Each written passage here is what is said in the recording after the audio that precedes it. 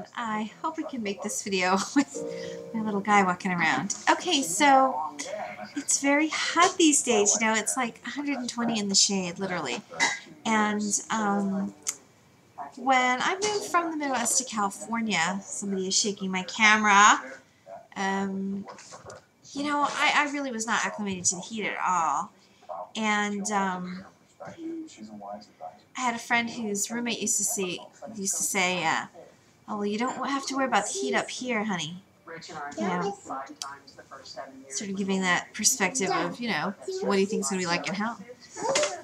And Karen Cupcake did a video last week about the truth of heaven, and in the sidebar there was a really interesting talk given by a man who I think is probably a minister, and it's 45 minutes long, so it's a bit, you know, long if you're not used to listening, but about his experience of, you know, people talk about their near-death experiences and they go to heaven. Well, his was that of visiting hell.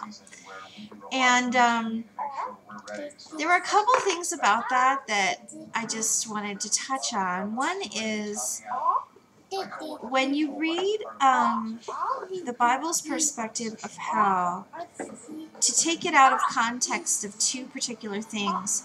One is the time in which it was written, and two, understanding previous scriptures that were written before that. And what I'm referencing in particular is the Zend Avesta. And if you've ever heard of Zoroastrianism, you know what that is, but if you haven't, it's kind of confusing. You don't even know why I'm mentioning it.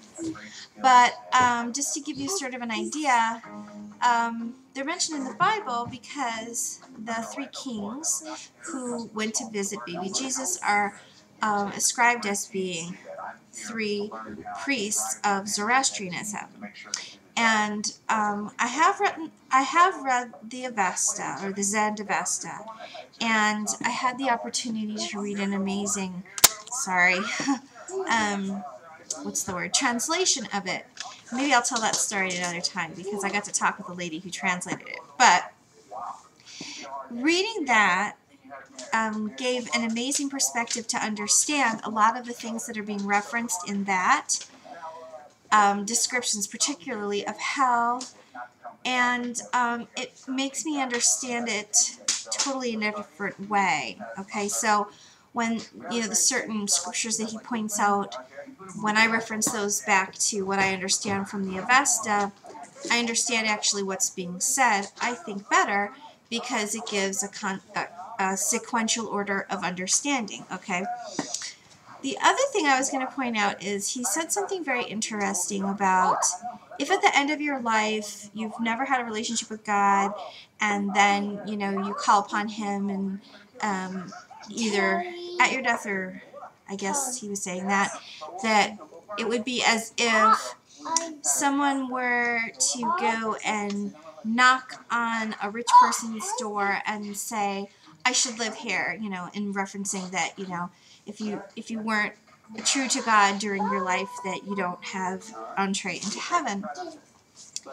And I thought that I understood where he was trying to go with that statement, but I would just sort of tweak it a little bit, because if you've ever visited a long-lost relative that, like, maybe your parents know, and that maybe you knew as a baby, but you've certainly not known as, you know, a child or an adult, and you have that kind of awkward, you know, discussions of, you know, trying to get to know that person, and you know, they welcome you with warm open arms, but you kind of, you know, you have to use them.